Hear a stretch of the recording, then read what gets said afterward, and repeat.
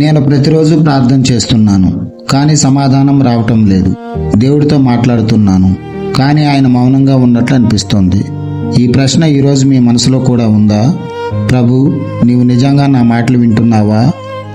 చిన్నప్పటి నుంచి నాకు దేవుడు తెలుసు. అమ్మ చేతిని పట్టుకొని సంఘానికి వెళ్ళిన రోజులు గుర్తున్నాయి. అప్పుడు జీవితం సులువు, విశ్వాసం సహజంగా ఉండేది. పాఠశాల రోజుల్లో చెట్టు కింద కూర్చొని బైబిల్ చదివేవాడిని. ఆ మాటల్లో నాకు భద్రత కనిపించేది.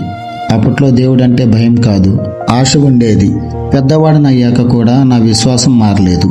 సంఘం, సేవ, సహాయం ఇవి నా జీవితంలో ఒక భాగం కాదు, ఇవే నా జీవన విధానం. ఒకరోజు నాకు మొదటి ఉద్యోగం వచ్చింది. జీతం చేతికి వచ్చినప్పుడు నా కళ్ళల్లో ఆనందం. అప్పుడే అనుకున్నాను, దేవుడు నాతోనే ఉన్నాడని.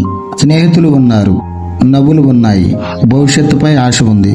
జీవితం బాగానే నడుస్తుందనిపించింది. ఇప్పుడు ఏమీ తప్పు జరగదనుకున్నాను. కానీ ఒక్కసారిగా అన్నీ మారిపోయాయి. నా ఉద్యోగం పోయింది, చేతిలో ఒక కాగితం, హృదయంలో భయం. నేను అడిగాను, ఇది ఎందుకు ప్రభు అని. ఇంట్లో పరిస్థితి మారింది. అప్పులు, బాధ్యతలు, మాటలు తగ్గిపోయాయి. నా మనసు మాత్రం రోజు రోజుకి భారం అవుతుంది. ప్రతి రాత్రి మోకాళ్ళ మీద కూర్చొని ప్రార్థించేవాడిని, కన్నీళ్లతో అడిగేవాడిని, ప్రభు దారి చూపు. కానీ సమాధానం రాలేదు. రోజులు గడిచాయి, క్యాలెండర్ మారింది, కానీ నా పరిస్థితి మారలేదు.